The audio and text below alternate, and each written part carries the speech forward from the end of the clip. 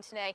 They feel especially passionate about this after the CDC issued new masking guidelines recommending all kids and school personnel mask up this year. Now, this rally just got started at 5. School board meeting where many will choose to speak in the public comment section, that will start at 6. And Agata Gardner, who was just actually speaking just a second ago, she has 2 children in elementary school, and she created a petition collecting more than 2,000 parent signatures. She hopes the group has a shot at making some changes here. Okay, inside. And you can just keep it on me.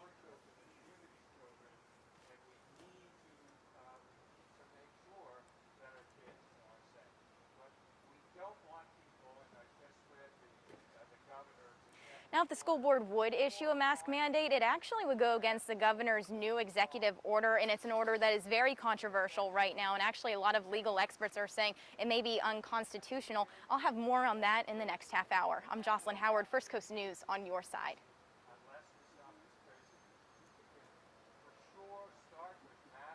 All right, clear.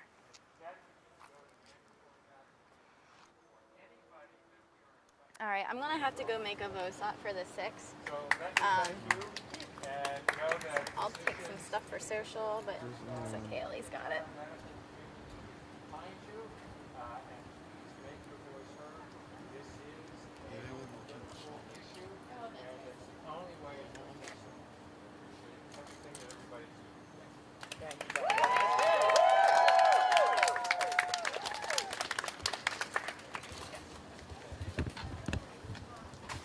You heard Dr. Goldhagen say it. Politicians are using our kids as pawns.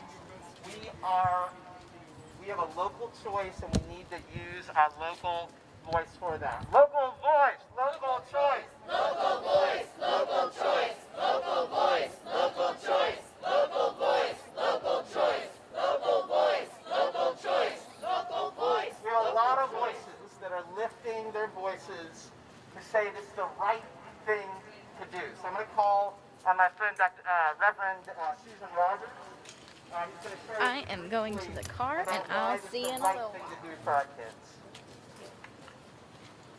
Good evening, everyone. I'm so grateful to be here standing alongside other concerned parents and neighbors. I'm Susan Rogers, pastor of the Well at Springfield here in Jacksonville. I'm also the chair of a school advisory council for the neighborhood elementary school in Springfield. And I am here to stand and say that it is my faith and my humanity and my role as a good neighbor that compels me to stand here to demand that we must begin the school year with mandatory masking. We know what's happening in our community because of COVID. We know that our hospitals are at capacity. We know that this is causing detriment to our children. So we have a role and responsibility to do everything we can to assure their safety and their health. Masking is such a small thing. We're acting like this is like something major, this is what we've already been doing and what we have known for a while that we have to do in order to safeguard our children's health. So why now would we give that up when we know that it's wreaking havoc in our community? Why would we reverse something that has been necessary this whole time? No, we cannot do that. We have to stand with our children, stand with our teachers, stand with the staff who are vulnerable, and continue and to reinstate making masks mandatory for starting school this fall. Absolutely. Woo! Woo!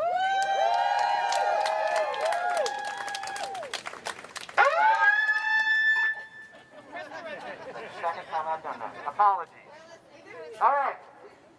So we keep on hearing it. We need to mask up to stay safe. Let's say it. Mask up to stay safe. Mask up to stay safe. Mask up to stay safe. Mask up to stay safe. Mask up to stay safe. Mask up to stay safe. All right. So I'm going to call on my friend Dr. Ahmed to join us. Dr. Ahmed is always a moral voice in our community. So I wanted him to share briefly with us. I really did not expect to speak. I don't have children right now. My children are old enough that they are not in public school. But I know exactly what you are feeling as a parent. This is the time when you as a parent should be worried about their school supplies and their books. Are they ready to attend school? Are they mentally ready to be in school? But here we are worrying about all our children for a simple piece of cloth across our face. We have done this before. We have been masked up all through 2020. I'm vaccinated and I still wear a mask when I go to the grocery store. When I'm in public, I'm still wearing masks. As Dr. Goldhagen said, this is not a public health crisis. This is a manufactured political crisis. And the last time we checked, we still live in a democracy. Yes. I know some people are trying to take it away from us, but it's still a democracy. And our voices count. Whether we have children in the public school or we don't have children in the public school, our voices count. Making our children vulnerable to the spread of this deadly disease just does not make any sense. And I'll share with you a personal story just in a couple of minutes. I just came back from India where my family is. My dad passed away in India and I visited India and my uncle passed away just 10 days before that. Neither of them died from COVID. But COVID was a contributory factor.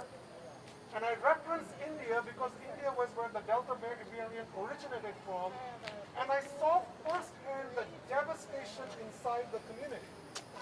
Although they were not COVID positive, it was a very difficult time to just get them to the hospital. And when they got to the hospital, we were not just worried about the disease that they were fighting, we were worried about getting COVID infections. So even family who wanted to visit, a simple act of visiting your loved ones when they're sick in the hospital becomes a monumental anxiety. That just ain't right. That ain't right. That ain't right. We just have to be more responsible towards each other. We have to be more caring towards each other.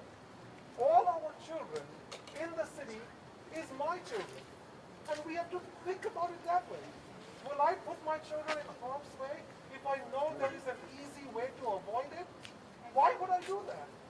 And for the life of me, I cannot figure out why our elected officials, our school board leaders, can't make a simple decision. The governor is not listening to us, but we can listen to our voices. We can influence the people who are entrusted with our children. And so let's just keep on rallying. Let's keep on raising the voice. I want to first and foremost thank our health professionals, our doctors and our nurses who have so courageously spoken out on these issues. And they continue to advocate on these issues.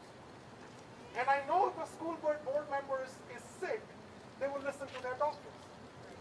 Their doctors are telling us, make masks mandatory. It's not difficult. It's not rocket science.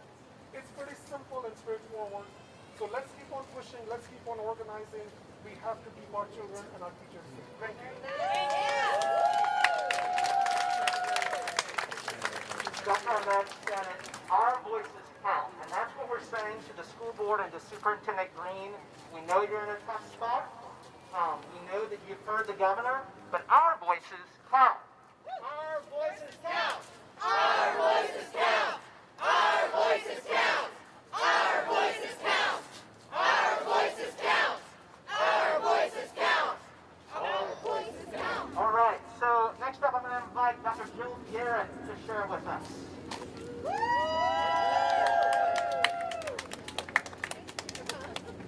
Hi everybody, I am Dr. Jill Garrett. I'm a psychologist here in the community. I have 2 young children who are not eligible for the vaccine yet. And we are so fortunate here in the United States and here in Jacksonville to be able to get a vaccine that will allow us to stay safe and healthy. And if we do happen to unfortunately acquire this illness, we are not going to be terribly sick. We are not going to be the statistics that we